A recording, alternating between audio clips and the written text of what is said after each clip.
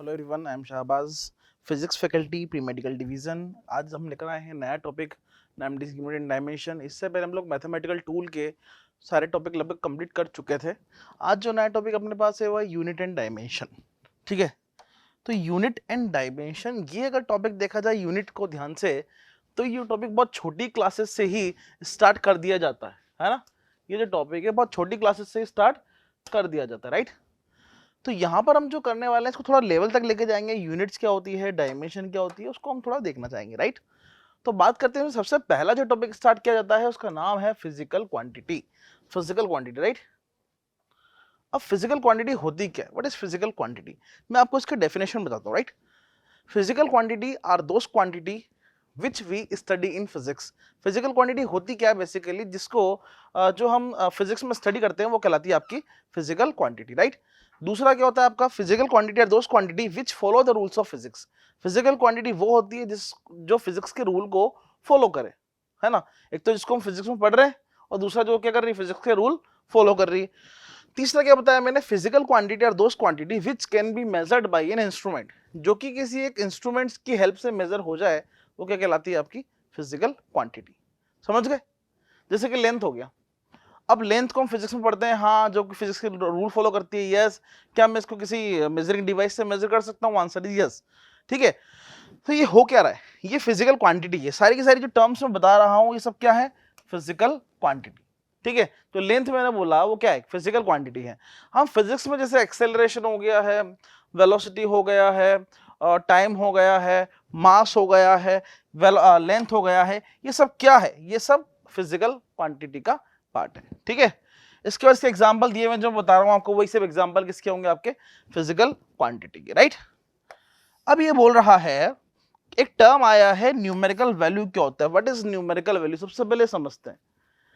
देखो, एक टर्म होती है मैग्नीट्यूड, जैसे मैंने बोला 27 kg। ठीक है, ये टर्म पूरा क्या कहलाएगा, आपका मैग्नीट्यूड है ना। इसमें दो चीजें होती हैं, एक पूरा ये वाला जो पार्ट होता है ये तो होता है आपका न्यूमेरिकल वैल्यू, और ये वाला जो पार्ट होता है पीछे वाला वो कहलाता है आपका यूनिट। समझ मारी कहानी? ठीक है, जैसे मैं कोई भी टर्म बोल दिया, मैंने बोल दिया 15 सेकेंड, ये पूरा मैग्नीट्यूड है, जिसमें ये वाला जो पार्ट है न्यूमेरिकल वैल्यू है, ये वाला जो पार्ट होगा वो क्या होगा, आपका यूनिट होगा। बात समझ में आ रही है? ठीक है, अब यहाँ पर ये मैंने लिखा हुआ है कि न्यूमेरिकल वैल्यू है, और इसमें जैसे एक एग्जांपल दिया हुआ है जो कि रेशो होता है किसी का, रिफ्रैक्टिव इंडेक्स है। ये रिफ्रैक्टिव इंडेक्स क्या होता है, ये क्लास 12th का पार्ट है वैसे। Speed of light of different different medium का ये रेशो होता है, mu is equal to C by V इसका फॉर्मूला होता है। हम लोग यहाँ पर ये सब डिस्कस नहीं कर रहे हैं वैसे, बस ये बताया हुआ है कि न्यूमेरिकल वैल्यू क्या है, कि इसका रेशो है। इसका जो वैल्यू यूनिट आता है वो यूनिट लेस है, इसका कोई यूनिट नहीं होता। जैसे कि ये मैंने बोला, ये speed of light in medium होता है, ये speed of light in sorry ये speed of light in vacuum होता है ना। इसका वैल्यू होता है 3 मल्टीप्लाई बाय 10 की पावर 8। यूनिट की बात करें तो मीटर पर सेकेंड। ठीक है, ये क्या था, C, speed of light in vacuum. और बात करें वी की, तो ये होता है speed of light in any medium. जैसे कि मान लेते हैं ग्लास के अंदर लाइट का स्पीड कितना होगा, 2 मल्टीप्लाई बाय 10 की पावर 8 मीटर पर सेकेंड। अब आप ध्यान से देखें, ये पार्ट तो कट गया ना, जो इसकी यूनिट थी मीटर पर सेकेंड कैंसिल आउट होगी। फाइनली बचा क्या है मेरे पास, सब सिर्फ न्यूमेरिकल वैल्यू। समझ मारी कहानी? ठीक है, तो ये क्या है, म्यू आपका सिर्फ न्यूमेरिकल वैल्यू का रेशियो है कि नहीं है। जहां पर सारे के सारी यूनिट्स वो कैंसिल आउट हो जाएगी, तो बचेगा क्या मेरे पास, only numerical value, that's it. ठीक है ना, मैग्नीट्यूड ओनली की बात कर रहा है, मतलब सिर्फ मैग्नीट्यूड बचे, तो किसकी बात क्या होगा, ये स्केलर क्वांटिटी होती है। स्केलर वेक्टर आप लोग जानते हैं, पहले पढ़ चुके हैं, जिसमें मैग्नीट्यूड होगा डायरेक्शन नहीं होगा, स्केलर जैसे कि मास, चार्ज, ईटीसी। बात करते हैं किसकी, मैग्नीट्यूड विद डायरेक्शन की, जैसे कि वेलोसिटी बोल दो, ये दो की वेक्टर हो, मतलब मैग्नीट्यूड प्लस डायरेक्शन। डायरेक्शन जहां पर आ जाएगा वहां मतलब क्या आ रहा है, वेक्टर क्वांटिटी ऑब्वियसली यार। ठीक है, क्या क्या हो गया, डिस्प्लेसमेंट हो गया, टॉर्क हो गया, वेलोसिटी हो गया, एक्सेलरेशन हो गया, मोमेंटम हो जाएगा, हाँ या ना। इस तरह की बहुत सारी क्वांटिटी में यहाँ पर यूज कर सकता हूं। तो मेरा जो बस बेसिक जो इस पीपीटी का मीनिंग था वो इतना सा था कि यहाँ पर हम किसकी बात कर रहे हैं, फिजिकल क्वांटिटी की। ठीक है, उसमें क्या बताया, सबसे पहले मैंने आपको फिजिकल क्वांटिटी क्या क्या होती है, और उसमें बताया मैंने आपको कि मैग्नीट्यूड क्या होता है, यूनिट्स क्या होती है, न्यूमेरिकल वैल्यू क्या होता है, राइट। बहुत ज्यादा डिटेल में नहीं जा रहे हैं, कहने को बहुत सारी चीजें इसके अंदर, लेकिन जितना हमारे सिलेबस में उसकी ही बात कर रहे हैं। नेक्स्ट बात करते हैं। नेक्स्ट जो पार्ट है there are some physical quantity which are not completely specified even in magnitude, unit and direction. This physical quantity are called tensor. Okay, आपको ध्यान होगा ये वर्ड मैंने पहले भी यूज किया था. कहाँ यूज किया था? जो ना स्केलर में आए ना वेक्टर में आए, किस में आएगा? टेंसर में. याद आ गया? स्केलर क्वांटिटी भी ना हो और वेक्टर भी ना हो, किस में जाती है? टेंसर में. एग्जांपल याद आ रहा होगा, मैंने करंट का एग्जांपल दिया था, है ना. करंट क्या करता है? ना तो स्केलर का पार्ट होता है, नहीं वेक्टर का. उसको क्या कहलाते हैं हम लोग? टेंसर क्वांटिटी ना. लिखा है क्या? मोमेंट ऑफ इनर्शिया लिखा हुआ. ऑब्वियसली करंट भी इसका पार्ट हो सकता है, अगर मैं चाहूं तो या करंट भी लिख सकते हो आप. ठीक है, ठीक है ना. नेक्स्ट आता है आपका फिजिकल क्वांटिटी. मैंने बताया न्यूमेरिकल वैल्यू इनटू यूनिट. अभी भी बात कर रहे थे, मैं एग्जांपल लिया था 27 kg, जिसमें 27 क्या है आपका न्यूमेरिकल वैल्यू और यूनिट क्या है आपका? kg. ठीक है ना, ये फिजिकल क्वांटिटी का पार्ट हो गया. इसके बाद बोलता है physical quantity are three type. तीन तरह की फिजिकल क्वांटिटी होती है, फंडामेंटल या बेसिक. इसका नाम है ये फंडामेंटल क्वांटिटी और बेसिक क्वांटिटी. एक होता है ड्राइव क्वांटिटी, एक होता है सप्लीमेंट्री क्वांटिटी. सप्लीमेंट्री क्वांटिटी का बहुत ज्यादा इंपॉर्टेंस नहीं होता है. मेनली किसका इंपॉर्टेंस होता है? फंडामेंटल और ड्राइव का. ठीक है, ध्यान रखें. चाहे तो इसका स्क्रीनशॉट ले सकते हैं आप लोग. ठीक है, अपने मॉड्यूल में दिया हुआ है वैसे ये. अब बात करते हैं फंडामेंटल क्वांटिटी होती क्या है. बहुत आसान है. Fundamental quantity are those quantity which does not depend on another quantity. Fundamental quantity वो होती है जो किसी दूसरी क्वांटिटी पे डिपेंड नहीं करती. ठीक है, अगर मैं इसकी दूसरी वाली क्वांटिटी की बात करूं, ड्राइव लिखा हुआ था, ये देखिए ड्राइव. अगर मैं ड्राइव का एक्सप्लेनेशन दूंगा तो क्या बोलूंगा? Derived quantity are those quantity which depend on fundamental. मतलब फंडामेंटल किसी और पर डिपेंड नहीं करती है, जबकि ड्राइव क्वांटिटी किस पर डिपेंड करती है? फंडामेंटल पे. ठीक है, एग्जाम्पल के लिए आप फिजिक्स पढ़ने के लिए किसी फिजिक्स टीचर पर डिपेंड करते हैं, लेकिन टीचर किसी दूसरे टीचर पर डिपेंड नहीं करता, खुद से पढ़ लेता है, क्योंकि खुद टीचर बन गया है ना वो. हाँ या ना? वैसे कुछ समझ सकते हैं. तो मैंने यहाँ पर फंडामेंटली बेसिक एग्जांपल क्या बोला आपको कि fundamental quantity are those quantity which does not depend on another quantity. ऐसी क्वांटिटी जो किसी और दूसरी क्वांटिटी पे डिपेंड ना करे वो कहलाती है फंडामेंटल. दूसरा अच्छा इसमें और क्या दिया हुआ है, चलिए आप इस सबको तो इग्नोर करिए, बस ध्यान रखिए जो किसी भी और पर डिपेंड नहीं करता. ठीक है, एग्जाम्पल के लिए लेंथ. अब एक बात बताओ यार, लेंथ अपना फॉर्मूला बनाने के लिए किसी और पर डिपेंड करता है क्या? अरे नहीं भाई, लेंथ खुद एक क्वांटिटी है, इंडिविजुअल. टाइम, मास, है ना, amount of substance, luminous intensity, temperature, है ना, ये सब क्या है? करंट हो गया, इलेक्ट्रिक करंट हो गया, टेम्परेचर हो गया, ये सब क्या है? सारे के सारे ये सब फंडामेंटल क्वांटिटी या फिर बेसिक क्वांटिटी है. ये किसी और पर डिपेंड नहीं करती. हाँ, ड्राइव क्वांटिटी इन पर डिपेंड करने वाली है. पक्का समझ में आ रहा है? ये सारी क्वांटिटी किसी और दूसरी क्वांटिटी पे डिपेंड नहीं करती है. Is that clear? ये किसी पे डिपेंड नहीं करती. लेंथ इंडिविजुअल क्वांटिटी है, इसीलिए हमने इसको किसमें डाला हुआ है? फंडामेंटल या फिर बेसिक क्वांटिटी में. आगे चलते हैं. यहां पर ये ड्राइव क्वांटिटी है. मैंने ड्राइव क्वांटिटी का डेफिनेशन ये लिखा हुआ भी है यहाँ पर. क्या बोला? Derived quantity are those quantity which depend on किस पर?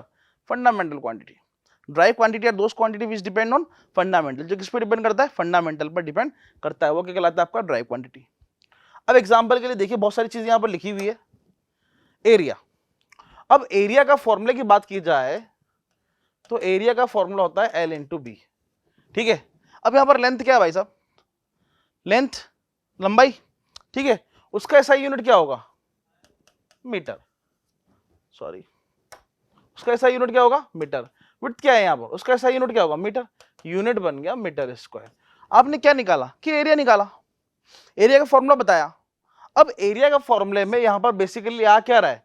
लेंथ आ रहा है. और ये लेंथ किस कौन सी क्वांटिटी? Sir fundamental. अगर ये लेंथ इस फॉर्मूले से निकाल लिया जाए तो क्या एरिया का फॉर्मूला सर्वाइव करेगा? आप बोलोगे सर कैसे करेगा? नहीं होगा.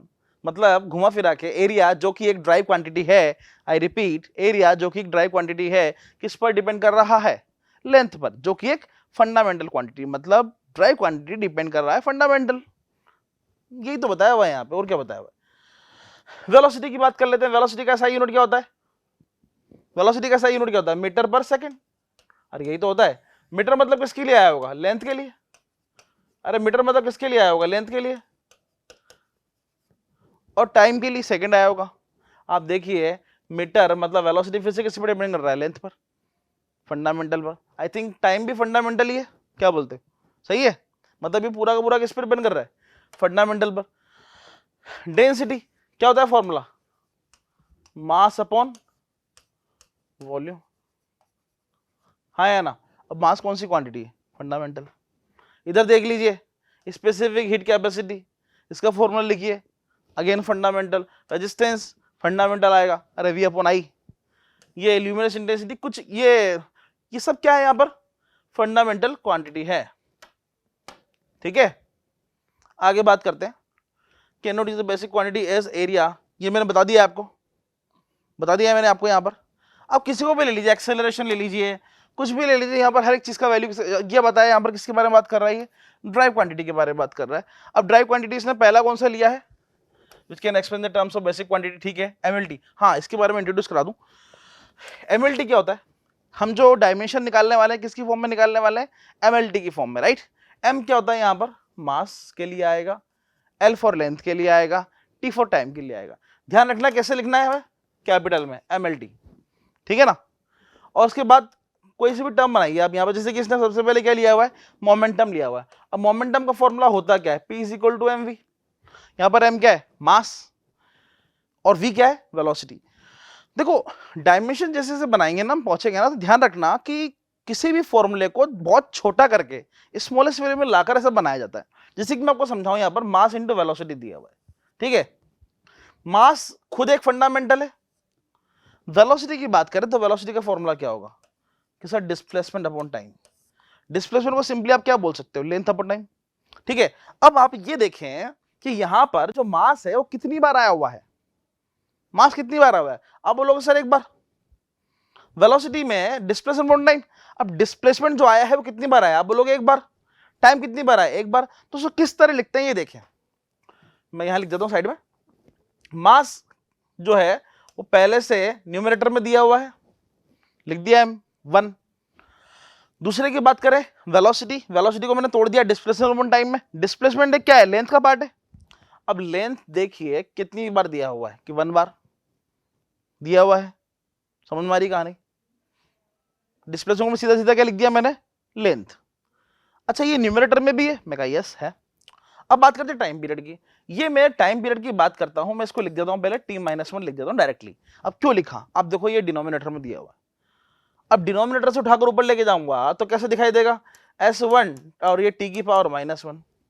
अरे पावर जब नीचे से ऊपर जाती है, डिवाइड से मल्टीप्लाई में जाएगी तो साइन तो बदलेगी ना, कितना आ गया, t की पावर -1, ठीक है। अब इसकी और नई कहानी सुनो। कुछ लोग क्या करते हैं इसके अंदर, ये 1 नहीं लगाते। 1 नहीं लगाने का मतलब बाय डिफॉल्ट वहां पर क्या होगा, 1 ही माना जाएगा।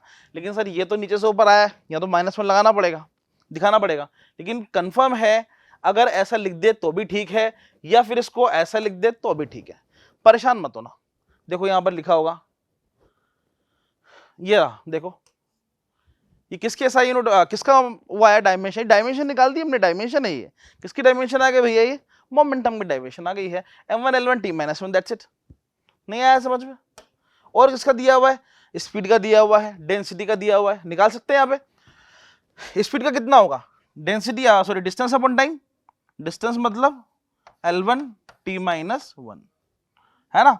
कुछ लोग इसको सीधा सीधा m0 भी लिख देते हैं, मतलब यहाँ पर मास तो है ही नहीं ना सर, तो जो नहीं है उसको m0 लिख दो। m0 का प्योरली मीनिंग क्या होगा, अरे किसी की भी पावर अगर 0 लिखने का मतलब क्या होता है कि 1, सिंपली 1। तो बेसिकली यहां पर मेरी डायमेंशन कितनी हो गई स्पीड की, m0 l1 t-1, और इट। अगर यही मैं आपको वेलोसिटी की बोल दूंगा तो वेलोसिटी की भी सेम हो जाएगी। अरे ऐसा यूनिट तो सेम ही है यार दोनों का, ठीक है ना। यहां से किसकी बात करते हैं, डेंसिटी की बात करते हैं। डेंसिटी कितनी हो जाएगी, m1, वॉल्यूम l t0। अरे टाइम है क्या यहाँ पर, नहीं है। L के बारे में कुछ लिखा नहीं है वैसे। वॉल्यूम का फॉर्मूला कितना होता है, L into B into H. Length और ये लेंथ, तीनों लेंथ है, तो L की पावर कितना हो जाएगा, +3 के -3। थोड़ा सोचना, मैं गड़बड़ तो नहीं कर रहा हूँ यार। अरे -3 होगा +3 होगा।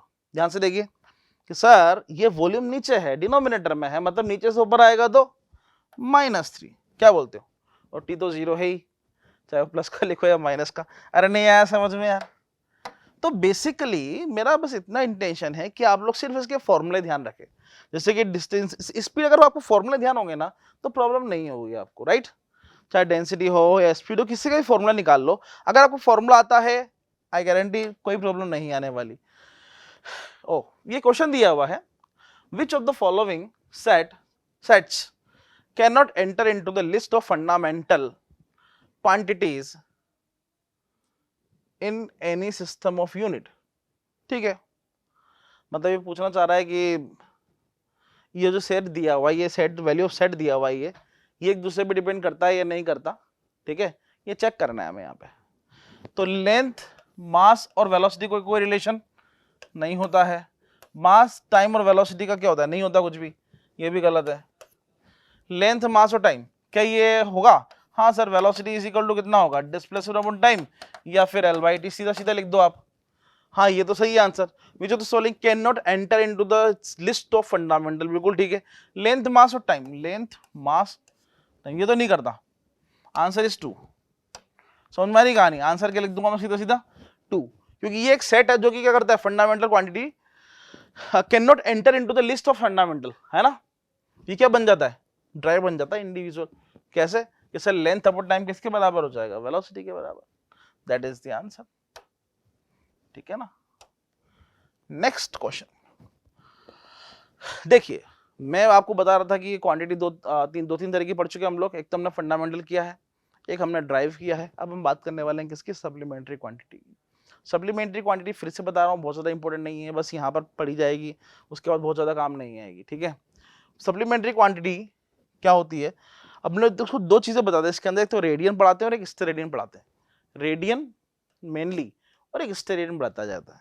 होता क्या है रेडियन? देखो, रेडियन को सिंपल शब्दों में समझाऊं तो बोलूंगा यहाँ पर एक प्लेन एंगल। क्या बोलूंगा? एक प्लेन एंगल, जो कि दो एक्सिस के बीच में बन रहा है। जैसे कि मैंने ये बना रखा है, ये दो एक्सिस के बीच में बना दो तो क्या कहलाएगा? ये प्लेन एंगल। और एक होता है आपका सॉलिड एंगल। स्टेरेडियन क्या होता है? Solid angle. देखो, सॉलिड एंगल क्या होता है? आपने वाटरमेलन खाया होगा, आपने नोटिस किया होगा जैसे कि वाटरमेलन है, जब आप वाटरमेलन लेने जाते हो तो उसमें जो वाटरमेलन सेलर होता है क्या करता है? कट ला के देता है। उससे कट को कभी नोटिस करना, एक इस तरह का कट बन के निकलता है, कुछ नोटिस करना उसके को, है ना? कुछ पार्ट कट करके निकलता है, वो क्या है? वो जो निकल रहा है वो क्या? उसका एंगल कितना है? आप कितना बताओगे? कि सर नहीं पता। उसका बेसिकली वो एक सॉलिड एंगल है। क्या है वो? Solid angle. जैसे कि पूरा, क्योंकि भरा हुआ है पूरा का पूरा, वाटरमेलन ले लो, सबसे बेस्ट एग्जांपल लगता है मेरे को। ठीक है ना? तो ये क्या है? Solid angle. तो बेसिकली हमारा बहुत ज्यादा इसका यूज नहीं है, टच नहीं है। मेनली जो काम आने वाला है अपना, वो क्या आने वाला है? रेडियन। क्या काम आने वाला है अपने? रेडियन काम आने वाला है। रेडियन क्या होता है? एंगल सबटेंडेड फ्रॉम द, मैं से बताता हूं आपको।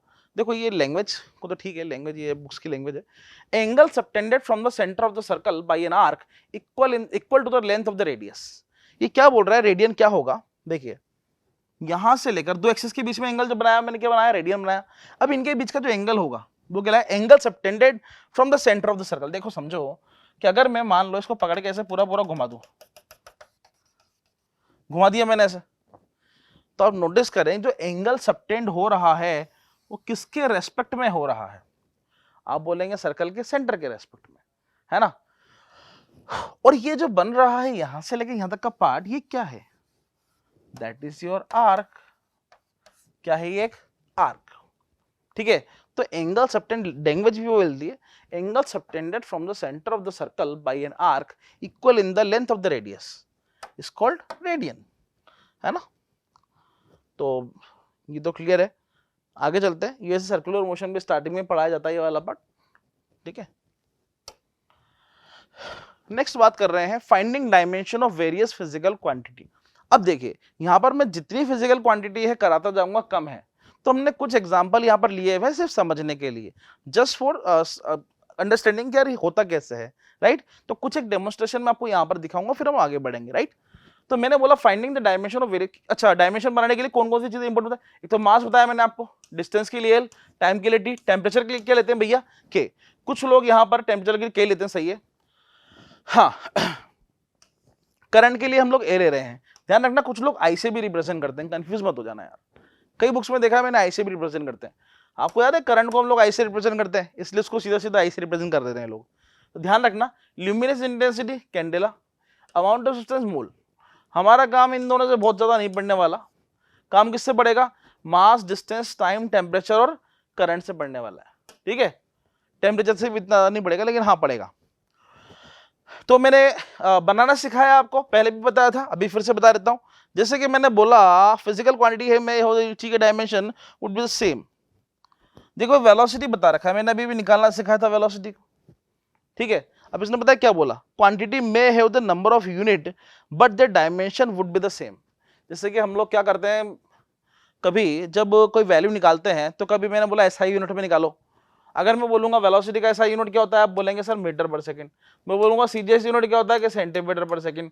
और भी कुछ लिख सकते हैं क्या, मैंने कहा यस किलोमीटर पर सेकंड या किलोमीटर पर आवर या सेंटीमीटर पर सेकंड या माइल पर सेकंड या फिर आप एमएम पर सेकंड या एमएम पर आवर, जो भी लिख रहा हूं लिख सकते हो, right. That is depend on your choice. ठीक है, अब यहाँ पे क्या बोल रहा है ये कि कितने भी यूनिट आ जाए लेकिन उनका जो डायमेंशन होगा वो बिल्कुल सेम होगा। मैं कहा कैसे, जैसे कि ये बोल रहा है कि सेंटीमीटर पर सेकंड है तो वेलोसिटी का ही यूनिट, मैंने कहा हाँ है। मतलब मीटर पर सेकंड वो भी इसका वेलोसिटी का है, किलोमीटर पर सेकंड सबके सब किसके हैं, वेलोसिटी के। अब इनकी डायमेंशन कैसे लिखूंगा, मैंने बोला किसी भी एक को उठा लो, सेंटीमीटर पर सेकंड को उठा लेता हूँ। कुछ ये तो समझ में आता है ना, मीटर पर सेकंड माइनस वाला ऊपर पावर में गया हुआ है ना। अब मास तो है नहीं साहब, जीरो कर देंगे। सेंटीमीटर क्या लेंथ का यूनिट है, दैट इज योर L0। और पावर -1 आई थिंक समझ गए होंगे, बट खुदार जल्दी देखिए इधर, सेकंड नीचे यार, ऊपर जाएगा तो माइनस में आ जाएगा, लिख दिया मैंने। ठीक है ना, कुछ तनिक मिस्टेक हो गया है कि इधर, हाँ गलती हो गई है इधर, कोई बात नहीं।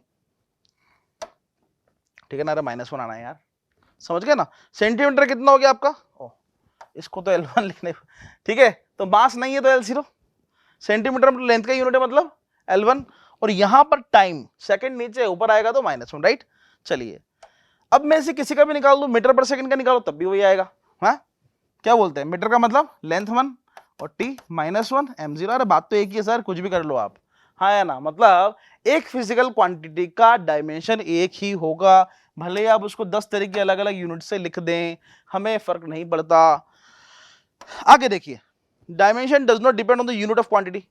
हाँ ठीक है, अभी बात की हाइट विड्थ रेडियस। ओहो देखो, height width radius displacement etc are a kind of length. हाँ डिस्टेंस डिस्प्लेसमेंट सब एक तरह की लेंथ ही तो है।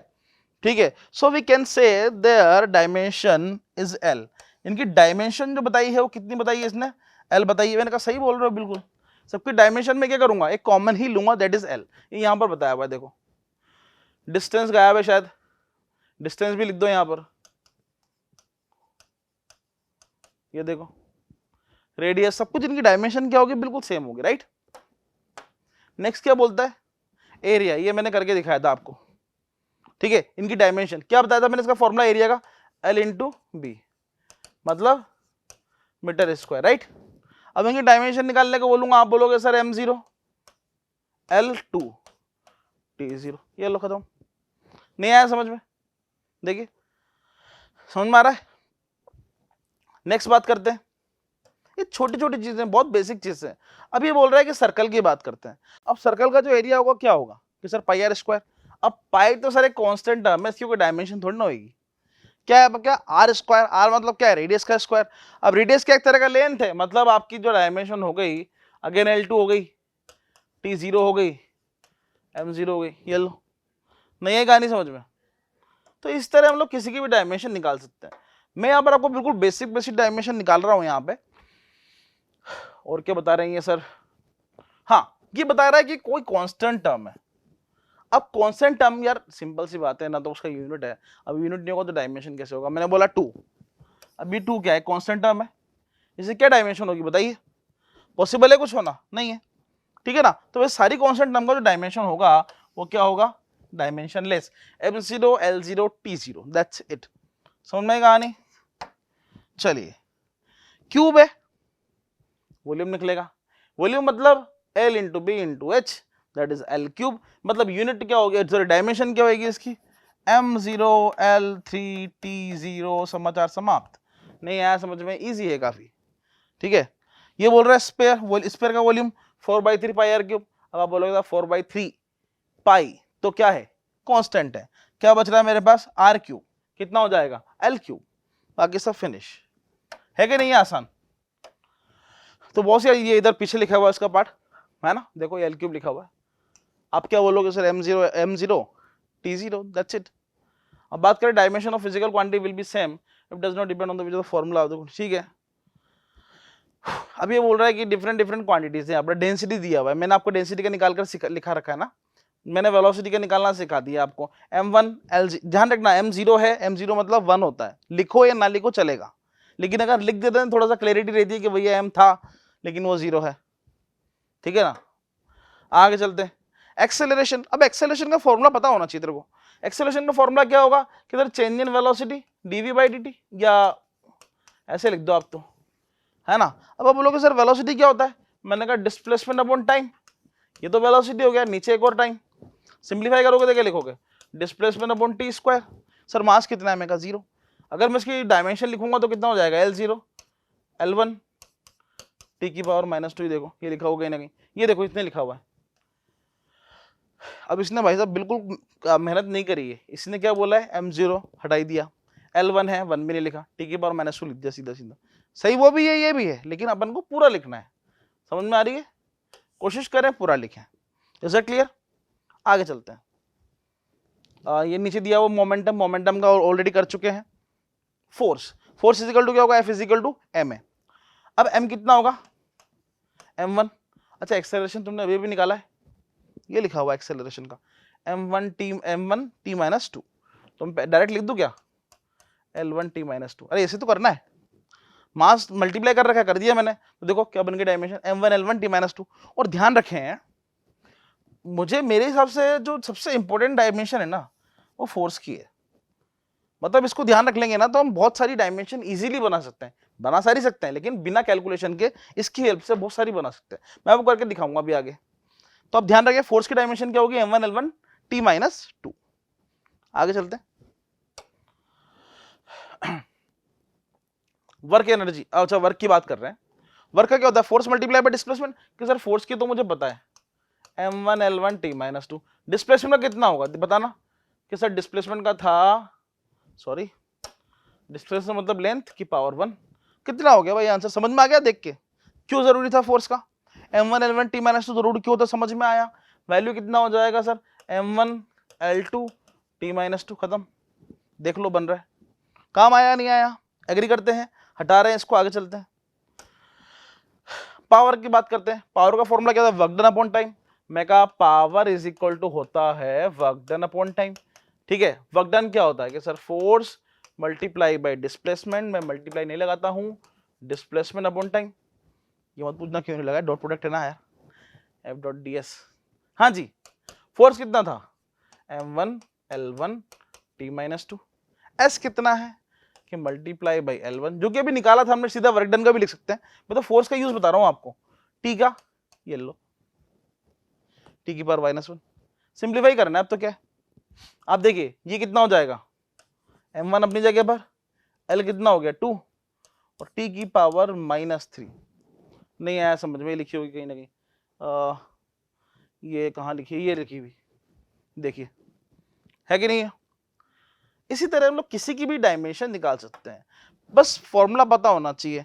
प्रेशर का फॉर्मूला क्या है, फोर्स अपॉन एरिया, फोर्स मतलब m1 L1 t -2 upon area मतलब L स्क्वायर, ठीक है। ऊपर ले जाओ, यहाँ ऑलरेडी कितना है 1, नीचे कितना है -2, सिंप्लीफाई करेंगे क्या आ जाएगा m1 L की पावर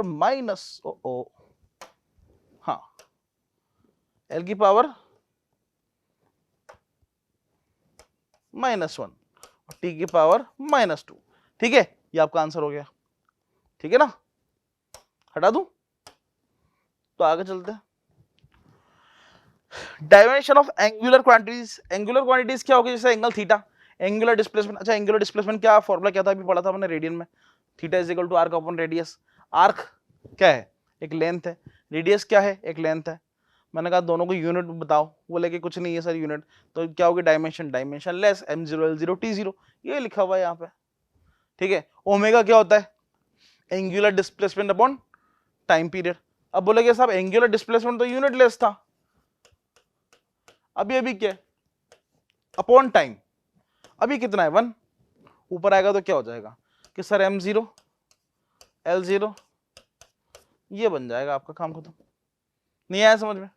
इसी के बस फॉर्मूले ध्यान होने चाहिए, फिर से रिपीट कर रहा हूं बार बार, फॉर्मूले बड़े इंपॉर्टेंट होंगे इस केस में, राइट।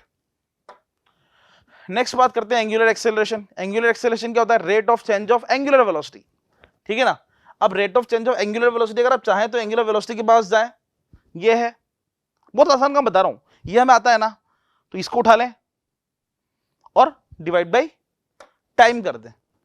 देखो इसी को उठाया इसने, यहाँ पे इसी को उठाया और डिवाइड बाई क्या कर रखा है, टाइम कर रखा है।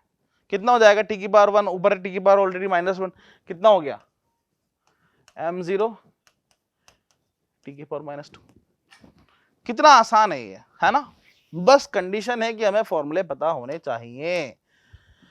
Torque force multiply by displacement, यही है सिंपल, यहां तो यही बोलेंगे ना यार। अब फोर्स का कितना है सर, कि सर m1 L1 t -2, और डिस्प्लेसमेंट कितना है L, ठीक है ना। आ गया वैल्यू, कितना हो जाएगा L की पावर 2, ये लो यही निकल रहा है, इसको हटा दो यहां से, हो गया आंसर m1 L2, ठीक है बिल्कुल आ गया। तो इस तरह हम लोग यहाँ पर निकाल सकते हैं। कुछ नई वेराइटीज देखते हैं अगर कुछ मिल जाता है तो। हाँ, डायमेंशन ऑफ फिजिकल कांस्टेंट, यहाँ जो डिफरेंट कांस्टेंट होते हैं उनकी डायमेंशन हम लोग निकालने वाले हैं। पहला जो निकालना है हम लोग ग्रेविटेशन कांस्टेंट की बात कर रहे हैं। फॉर्मूला पता होगा आपको, F = gm1m2/r²। अब यहाँ से g का वैल्यू निकालना है, तो g = कितना हो जाएगा आपके पास, g = कितना हो जाएगा आपके पास, g निकालना है आपको, तो ये हो जाएगा F(r²) m1 m2। देखिए ये वैल्यू लिख रहा है कहीं ना कहीं, ये लिखा हुआ। अच्छा इसने ऐसा नहीं किया हुआ है, इसने थोड़ी सी मेहनत की हुई है, करके दिखाता हूं इसने क्या किया हुआ है। देखो इसने सब कुछ अपनी जगह पे रहने दिया है, बाद में सिंप्लीफाई किया है। मैंने कैसे, किसी ने फोर्स का जो डायमेंशन था अपनी जगह पर रहने दिया है। मैंने कहा कैसे, कि m1 L1 t -2, ये माइनस छुप गया भाई, इज इक्वल टू जी का निकालना है, साथ में क्या है m1 m2, मतलब अरे भैया बोलो यार, सही कर रहे हैं, m2 जी m1 m2, दो मास आ गए, अपॉन r², मतलब L², ठीक है। अब क्या करते हैं, क्रॉस मल्टीप्लाई करते हैं, ये m क्रॉस मल्टीप्लाई कर नीचे आएगा, नीचे कितना हो जाएगा पावर, नीचे कितना हो जाएगा, ये हो जाएगा m1 तो ऊपर रहेगा, मैं लिख दूं, और नीचे हो जाएगा m2, L1 ऊपर है, ये L1 एक और आ जाएगा क्रॉस मल्टीप्लाई होकर, दैट इज L2, और साथ में t की पावर -2 = g। ये इतना सा पार्ट बनेगा यहाँ पे आने के बाद। अब आप देखिए m का अगर नीचे से ऊपर जाएगा तो ये -1 हो जाएगा, दैट इज m -1 L की पावर 3 और t की पावर -2 = g। आसान बना है भाई, कर सकते हैं इसे, बहुत आसान है। चाहे तो एक साथ एक साइड में करते पहले से, जैसे मैं करने वाला था वैसे भी कर सकते हैं, चॉइसेस ही हो। इसने जैसे किया हुआ हमने वैसे कर लिया। हीट कैपेसिटी का फॉर्मूला ms∆T, ठीक है। यहां पर Q क्या है, एनर्जी है ना, एनर्जी थी यार, किसी भी तरह की एनर्जी, एनर्जी तो energy, is equal to m अपनी जगह पर है, s m तो अपनी जगह बनी आएगा, s क्या है स्पेसिफिक हीट, ठीक है, और ∆T। अच्छा ∆T का हमने यहां पर क्या लिखा था आपको पता है, k, मैंने बोला था और कुछ भी लिख सकते हैं लेकिन यहां पर हम लोगों ने k लिया हुआ, ठीक है ना। ओके अब इसको सिंप्लीफाई करते हैं, क्या निकालना है बेसिकली मुझे, ये निकालना है, ठीक है ना। अब इसको निकालने के लिए क्या करेंगे कि सर बचा वाला सारा पार्ट इससे सिंप्लीफाई कर दो। कैसे करेंगे देखिए, ये m था m1 और ये m1 क्या हो जाएगा, कैंसिल आउट, कितना बचना चाहिए कि m0 बचना चाहिए, कितना बचना चाहिए m0, देखो m0 आ रहा है, ये और ये कैंसिल आउट हो गए, m0 आ रहा है, k तो कहीं जाना नहीं है, तो वैल्यू क्या बचेगा m0, L2 की जगह L2 आ जाएगा, और क्या आएगा t की पावर -2 आ जाएगा, और k की पावर कितना आएगा -1। क्यों आया, कि सर क्रॉस मल्टीप्लाई करके नीचे फेंका था, ऊपर जाएगा पावर में तो ऊपर माइनस में आ जाएगा, दैट्स इट। इस तरह हम लोग किसी का भी निकाल सकते हैं, ये गैस कांस्टेंट का दिया हुआ है, हम इसका भी निकाल सकते हैं, सेम है, PV = nRT फॉर्मूला होता है। आपको क्या निकालना है, गैस कांस्टेंट क्या है, यहां पर गैस कांस्टेंट क्या दिया हुआ है, R लिखा हुआ नहीं है क्या, मेंशन नहीं किया हुआ है, यही निकालना है आपको, राइट? ठीक है ना? इस तरह हम लोग किसी को भी फाइंड आउट कर सकते हैं। नेक्स्ट देखते हैं। अच्छा, ये यहां तक आ रहा है सॉल्व होके। आर निकालना था, देखो मैंने कहा था ना, आप चाहो तो उसका स्क्रीनशॉट ले लो, आर निकालना था, वो मेंशन नहीं किया हुआ इन्होंने किसी रीजन से।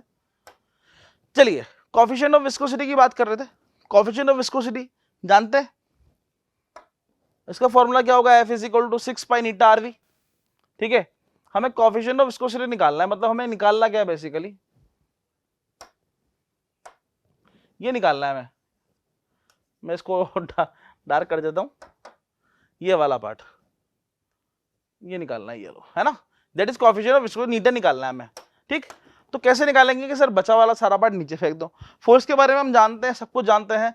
फोर्स का वैल्यू कितना कर दिया, यूनिट m1 l1 t-2। ठीक है, 6 अपनी जगह पर कांस्टेंट होगा, पाई कांस्टेंट होगा, नीटा हमें निकालना है r। r कितना होता है? r मतलब लेंथ है, दैट इज l1। लिखा हुआ है क्या? हाँ, ये लिखा हुआ है l1। और v क्या है? वेलोसिटी। वेलोसिटी का सर लेंथ अपॉन टाइम। मैं कहा ठीक है, तो कितना हो गया आपके पास सिंप्लीफाई करने पे? Eta is equal to m1 l-1 t-1, that is your value. इसी तरह प्लांक कांस्टेंट आया था, प्लांक कांस्टेंट का वैल्यू कितना होगा? E is equal to h nu. ठीक है, प्लांक कांस्टेंट क्या है इसके अंदर? ये, इसका वैल्यू निकालेंगे। ये वाला पार्ट कितना होता है आपका? एनर्जी। एनर्जी का फॉर्मूला कि सर फोर्स का तो याद है, उसी से हम लोग क्या निकाल देंगे? एनर्जी का फॉर्मूला। अरे फोर्स में मल्टीप्लाई बाय क्या कर देंगे? डिस्प्लेसमेंट, एनर्जी बन जाएगा। देखिए यहाँ किया होगा कहीं ना कहीं, ये डायरेक्टली इसने एनर्जी लिखा हुआ है m1 l2 t-2 is equal to क्या लिखा हुआ है? h, मतलब Planck constant is equal to frequency. ये म्यू जो होता है ना, कहाँ लिखा हुआ है? ये लिखा हुआ, ये फ्रीक्वेंसी होता है भाई। और आपको पता होगा कि फ्रीक्वेंसी इज इक्वल टू कितना होता है? 1 अपॉन टाइम पीरियड। कंफ्यूज मत होना, कुछ लोग फ्रीक्वेंसी को n बोलते हैं, कुछ लोग फ्रीक्वेंसी को स्मॉल f से रिप्रेजेंट करते हैं। आपका जो मन करे आप करिए। ठीक है, इसका ऐसा यूनिट कितना हो जाएगा? सॉरी, डायमेंशन t की पावर -1। तो देखिए ये लिखा हुआ t की पावर -1, क्रॉस मल्टीप्लाई करके नीचे फेंकिए, नीचे जाएगा और वापस ऊपर आएगा, तो साइन कैसा हो जाएगा इसका? प्लस। ठीक है, प्लस होने के बाद आप देखिए ऊपर तो बचा हुआ है t की पावर -2, ऊपर आएगा t की पावर +1, तो -2 और +1 मिलकर क्या बना लेगा? माइनस का 1। ऑब्वियस सी बात है, -2 और +1 क्या बना लेगा कि सर माइनस का 1। That's it. नहीं आई कहानी समझ में? ये आ गया आपका डायमेंशन। किसका आया है? ये अपना प्लांक कांस्टेंट का। तो इस तरह हम लोग बहुत सारी चीजों के प्लांक कांस्टेंट इजीली वैल्यूज निकाल सकते हैं डायमेंशन की। ठीक है, तो यहाँ पे इसको अभी रोकते हैं, नेक्स्ट कंटिन्यू अपडेट करते हैं। Thank you.